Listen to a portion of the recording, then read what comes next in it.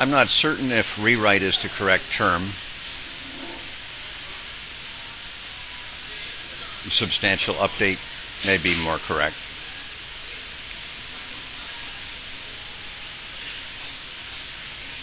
That's been my plan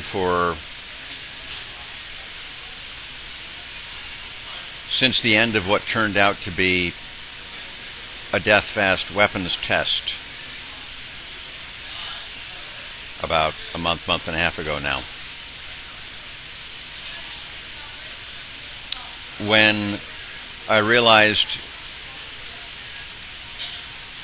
that the notion in my mind and in the book of what it means to die for a cause, to joyfully give everything one has for a cause, needed to be updated. And that remains the case. It's a very dangerous thing to update that, because we are so schooled in 2012 America to inflate the most impotent of actions. Oh, I'm giving my life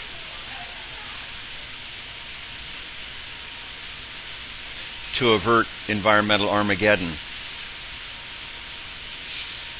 I went to jail for 4 hours. I'm giving my life to stop the Darfur genocide.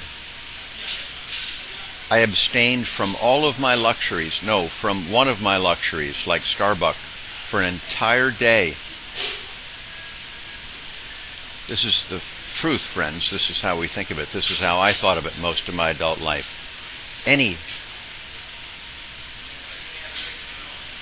giving of what I had and what I was away from my selfish interests seemed like dying for a cause. No.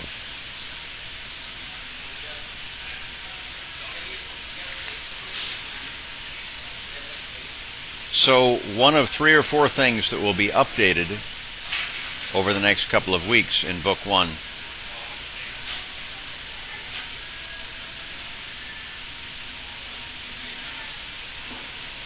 will be the notion of what it means to die, to joyfully give one's life.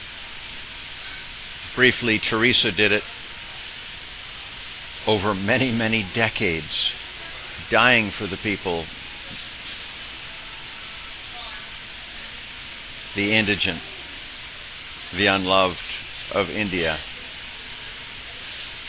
giving everything that she had, dying to everything else, for the joy of it, for the sanity of it.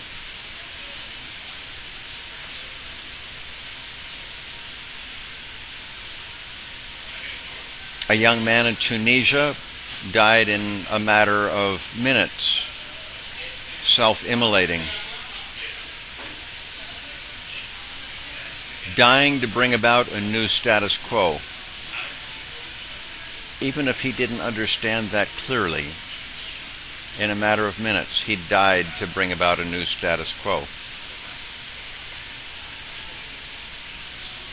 So that remains central to the upcoming rewrite of Book 1, Creator Willing.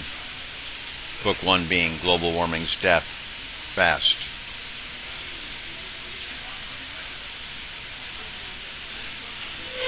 The shirt that I have on that you just saw was created about 14 months ago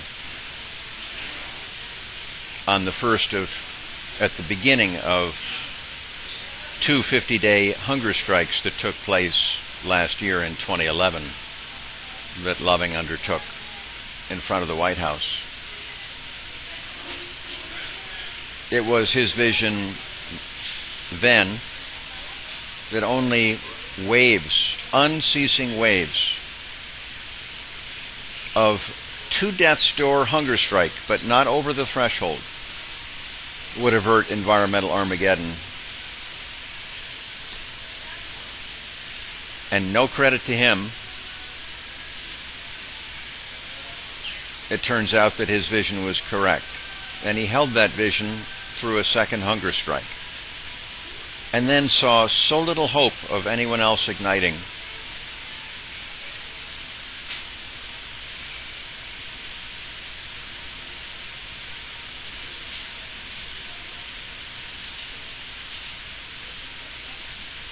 That the notion slipped out of the center of his vision. The first death fast changed that. It changed him and it changed some others. And now there's the distinct possibility of starting those waves of unending hunger strikes. Failure is not an option until the full $311 that is the wreckage cost of burning every ton of fossil fuels is paid immediately by the consumers when they purchase the gallon of gas, when they purchase the coal-fired electricity, when they purchase the natural gas whose seepage is so deadly to all future.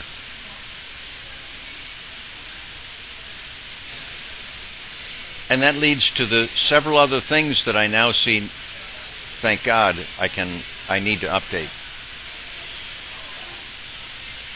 Some treasure troves of information came clear to me about 2 weeks ago that I don't yet grasp fully, even in name. The $211 per ton is a clarity of figure that I hadn't known before. My recollection is it's from the 2012 June IEA, International Energy Association, 600-page study, their annual outlook of what the world's energy supply needs to look like. IEA, as I understand it, was created as a counterpoint of information to OPEC. Not necessarily opposed, but certainly independent of OPEC, looking at the world's energy needs and mapping out sane strategies. I now have that report, but I expect that in the description of this video will be the link to information that I had on where that $311 per ton comes from. I'm quite sure it was IEA.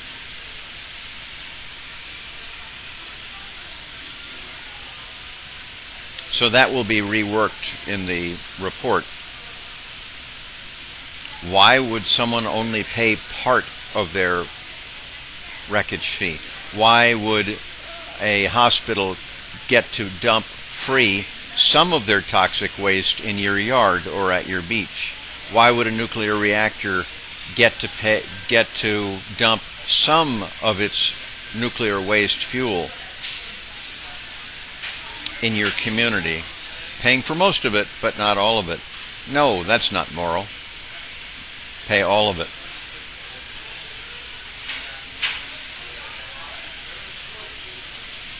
I also expect that if I go to tracking plan B and search on $311, or a little more arduously, search on methane or natural gas or seepage, carbon, that within the last week, if I scan the titles of posts within the last week, that's where I'll find my source on that 311. It was authoritative. It was not fringe. It was authoritative.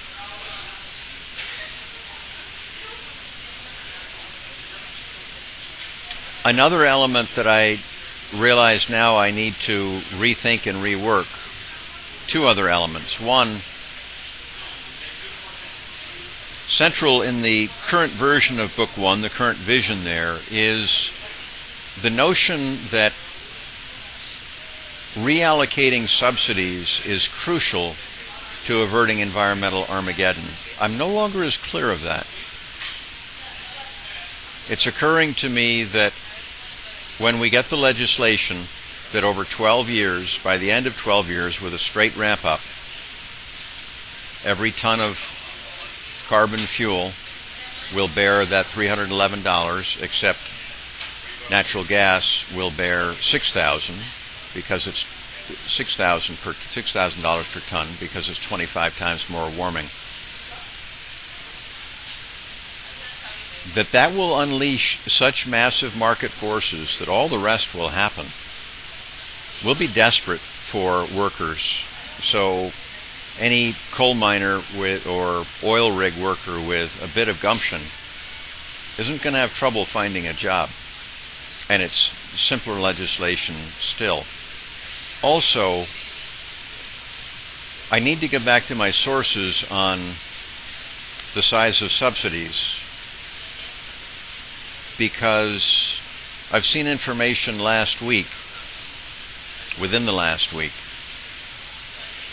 that makes me wonder if I misunderstood the numbers. The most credible of sources, I still know,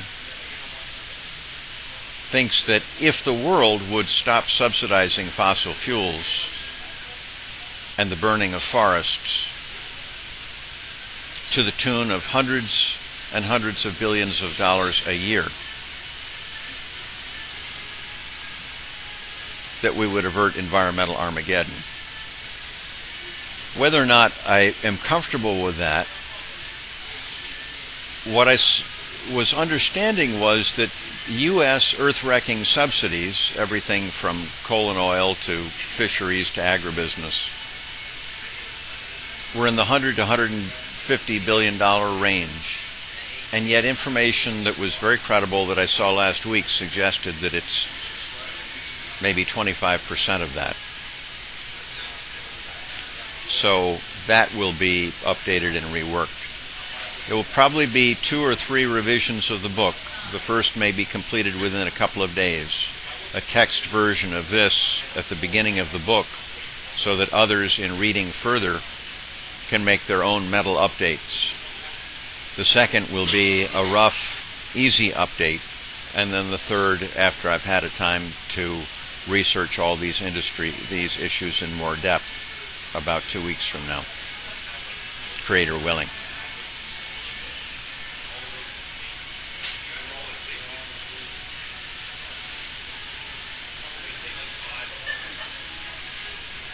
Standing on the shoulders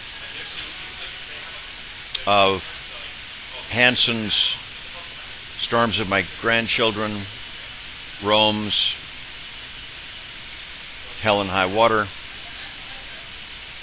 Brown's Plan B 3.0,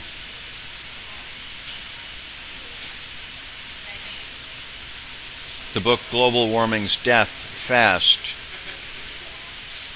is the ignition system for an otherwise well-constructed car, those other books, that other thinking being the car, but without the ignition system. The ambulance sits dead in the street, and the future of all humanity goes with it.